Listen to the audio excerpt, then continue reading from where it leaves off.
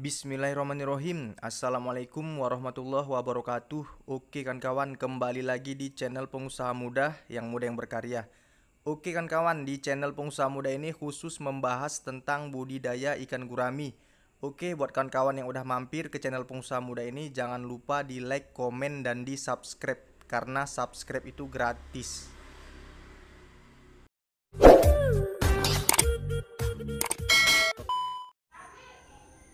Bismillahirrahmanirrahim. Assalamualaikum warahmatullahi wabarakatuh. Oke kan kawan, kembali lagi di channel Pengusaha Muda yang berkarya. Di kesempatan kali ini saya membahas tentang banyaknya yang gagal ya dalam berbudidaya ikan gurami. Jadi karena saking lebih banyaknya yang gagal daripada yang berhasil, jadi mau saya berikan tips-tips ya agar supaya teman-teman sekalian bisa dapat berhasil lah ya dalam berbudidaya ikan gurami ya. Oke, yang pertama itu akan saya bahas itu tentang bibit ya kawan-kawan ya. Tentang bibit lagi. Pastinya ada di bibit. Kalau untuk pemula ya, saya sarankan kalau dalam pembelian bibit itu harus yang ukuran besar ya kawan-kawan ya. Walaupun bibit itu tidak bersertifikasi, tapi dengan ukuran besar kawan-kawan bisa, istilahnya angka kematian tidak besar ya. Angka kematian akan sangat kecil. Jadi kan gini, beda tempat pasti susah ya mendapatkan bibit yang bersertifikasi atau bibit yang yang pembenihan yang berprofesional lah di situ ya, di bidangnya ya, dalam pemijahan gurami ini. Jadi kan setiap daerah pasti kesulitan ya mendapatkan itu. Oke lah, walaupun tidak mendapatkan bibit yang begitu bagus, tapi diusahakan dalam pembelian bibit kita harus yang besar ya, yang sudah ukuran 2 jari ya, 2 jari tangan. Jadi angka kematian lebih kecil. Karena kalau untuk pemula, karena banyak sekali trouble-nya atau masalahnya di situ, di bibit awal tadi itu ya. Karena salah aja kita melakukan persiapan air ya, melakukan persiapan air yang kurang maksimal, maka kalau kita memilih bibit yang terlalu kecil, maka di situ banyak sekali angka kematian. Tapi walaupun kita melakukan persiapan airnya kurang maksimal, kalau kita membeli bibit yang sedikit lebih besar ya, ikan itu masih dapat bisa bertahan. Nah, jadi kunci utamanya ya itu di bibit. Jadi saya nggak mau ya kawan-kawan sekalian gagal di tahap awal. Nah, terkadang kan kita dalam berbudidaya gurami ini kan udah modal kita pas-pasan ya. Kita mulai dengan membeli, maksudnya ingin menghemat ya, menghemat kos. Jadi kita membeli bibit yang kecil, ternyata malah kejerumus, malah ikannya tewas semua. Nah, jadi disitulah letak kesalahan pemula ini tadi. Jadi kita harus bisa memikirkan kehidupan ikan itu juga ya kawan-kawan ya. Jadi seperti itu ya. Yang pertama itu di bibit ya kawan-kawan ya. Walaupun persiapan air kurang maksimal, tapi bibitnya sedikit lebih besar, dia bisa bertahan. Lalu ya, yang selanjutnya ya, agar supaya tidak banyak yang gagal itu, adaptasi terhadap air itu sangat penting ya kawan-kawan ya. Adaptasikan ikan itu ya. Pada saat kita membeli bibit yang ukuran besar itu, kita adaptasikan dulu ya. Adaptasi itu sangat penting. Lalu pemberian pakannya itu ya, pada saat bibit baru kita masukkan itu jangan langsung dikasih makan. Sudah berulang kali saya jelaskan ya. Pada saat kita baru saja membeli bibit ikan, itu jangan langsung diberikan makan. Minimal 2 hari baru boleh dikasih makan ya. 2 kali 24 jam baru boleh dikasih makan. Kalaupun memang takut ikannya kelaparan, tapi kalaupun memang ya kawan-kawan memang niat langsung memberikan makan, itu 1 hari itu pun makannya daun. Itu pun diberikan daun ya. Nah, jadi di awal ini memang harus hidup dulu ikannya. Tidak boleh di awal tebar sudah ikannya banyak yang mati.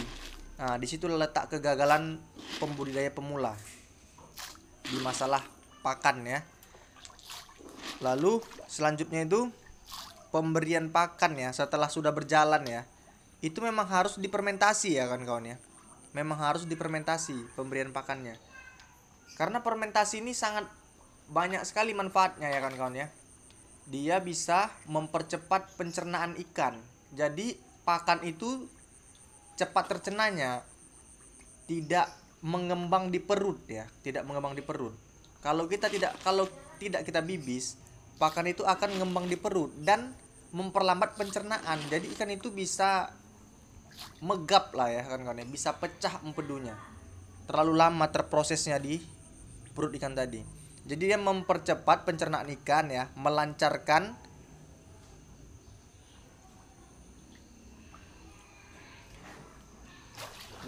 pencernaannya juga ya kan kawan ya.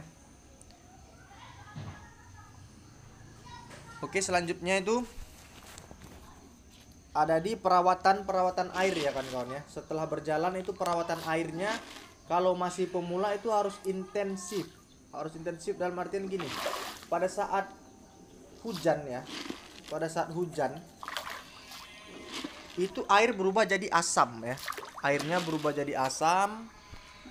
Jadi langkah yang harus dilakukan itu setidaknya harus, misalkan di kolam terpal seperti saya ini diameter 3 ya, saya kasih contoh ya, wajib disebarkan garam ya kan kawan ya, karena zat asam itu kita netralkan dengan garam, jadi tidak terlalu asam airnya itu. Nah, itulah yang menyebabkan penyakit ya, menyebabkan penyakit pada ikan-ikan kita. Jadi sedikit kita netralkan menggunakan garam. Jadi perawatan-perawatan yang seperti inilah yang perlu dilakukan.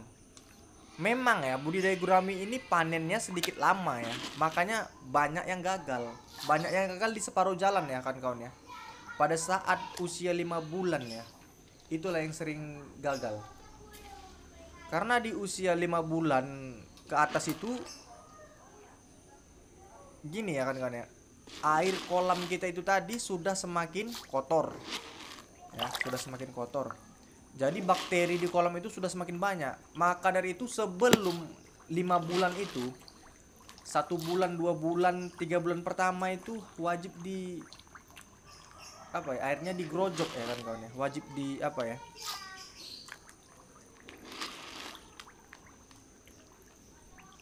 wajib diisi air lagi lah, digrojok. Jadi air itu bisa dapat berganti.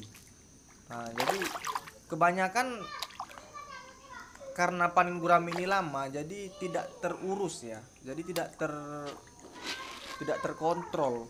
Nah, di saat umur 5 bulan disitulah banyak ikan yang terkena penyakit segala macam. Ikan gurami ini kan kawan, sekali kena terserang penyakit susah sekali mengobatinya. Jadi itulah yang harus dijaga ya kan kawan ya.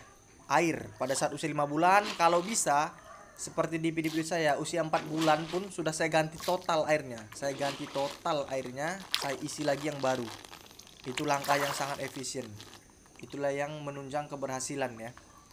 Ini saya bahas tentang kegagalan ini karena memang benar-benar banyak yang gagal ya di pembudidaya pembesaran ikan gurami ini.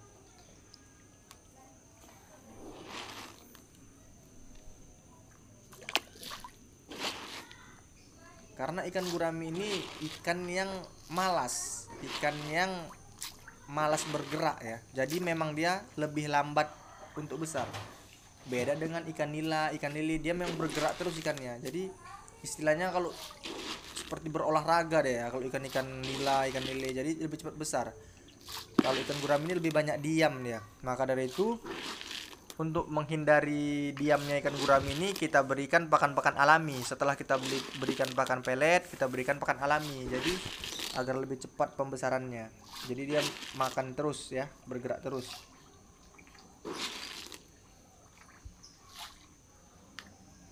Jadi tadi setelah di kualitas air di atas 5 bulan ya, itu harus diperhatikan betul-betul ya kan kawan ya. Pemberian pakannya tadi harus dibibis ya.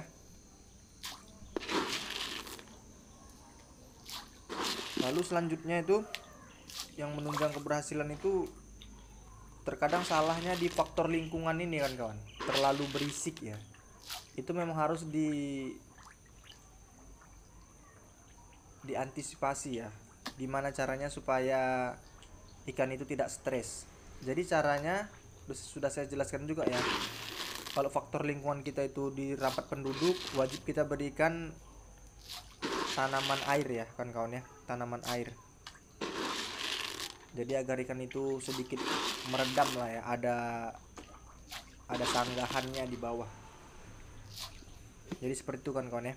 Oke ya, mudah-mudahan penjelasannya dapat bermanfaat ya tentang gagalnya ya, karena banyak yang gagal dalam berbudidaya gurami ini ya. Jadi mudah-mudahan dapat bermanfaat ya, dapat menginspirasi buat kawan-kawan. Jadi supaya lebih semangat lagi dalam berbudidaya ikan gurami. Kalau gagal sekali itu wajar ya. Oke, salam sukses dari saya, pengusaha muda yang berkarya. Assalamualaikum warahmatullahi wabarakatuh.